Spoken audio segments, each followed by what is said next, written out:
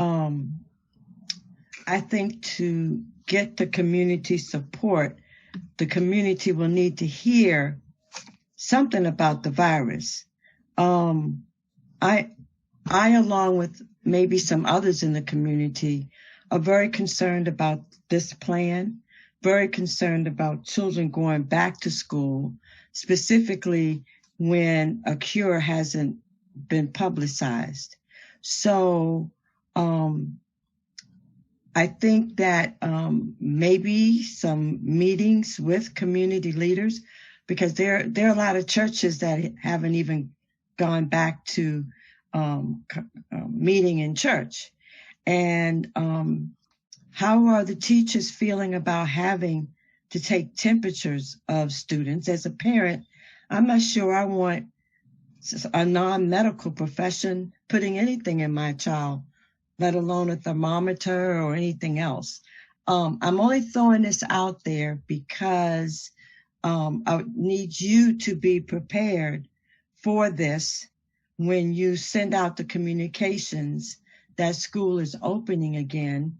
The situation at graduation hit the news so fast and so hard that what happens when children get sick at school and the virus spreads? Do we have a plan, a communication plan, a backup plan? Are you ready to do 100% distance learning immediately? I would just say that you should take the time to do the extra work to reach out to parents and the community in a way maybe that you have never done. The buy-in of the teachers to even test children.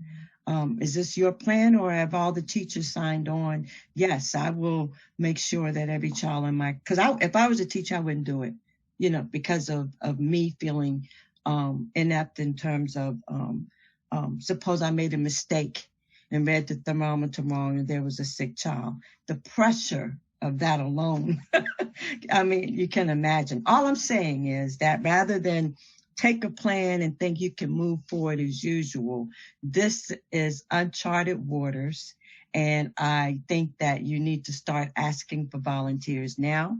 A lot of people have lost their jobs, may be willing to roll their sleeves up and help think through details that we can't wait until it happens to react. I think you've done a great job as a team putting this together, but it's the buy-in that I'm really concerned about. It's the communications that I'm concerned about. And it's just too many details. I mean, this is huge. So I'm just throwing that out there. Absolutely. And that was another big topic of discussion.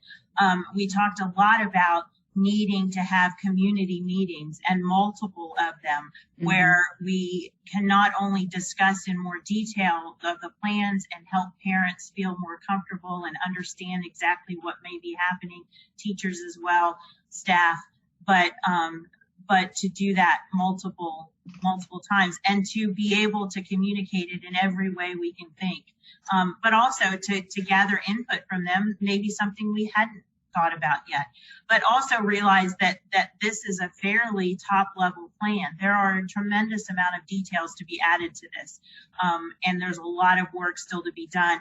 And the one thing you'll notice in the draft plan that we got that's not there yet is the communications plan, and that's not because we don't realize how important it is. It was, and we discussed that at length. It's that is a piece that needs to be, fully developed out. And this is such a complex problem. And honestly, things were changing so much as we, looked at this option and that option, and we're just not there yet. And we can't wait until we have everything to present it. But absolutely. And Mike, I think it's important to mention the survey that we did set the foundation by giving input at quite a good response, wouldn't you say? Yes, we had over 1,400. Actually, I think by the time it was over, it was almost 1,600 responses. We had taken those and we had looked at those as far as what K2 parents wanted, what 3-5 parents wanted, 6-12 parents wanted. We tried to organize those in a way that made sense and gave every group what the majority wanted. As we started creating plans and vetting them, we did run into some problems with plans. Staffing tended to be the biggest problem that we always ran into, that staffing a classroom with smaller class sizes requires more staff if you're bringing all the kids back. And that really just ends up being the bottom line of most of that. I will tell you though, and I just want to address some of the things that you had, all the thermometers that we are buying for spot checking or checking students will be touchless.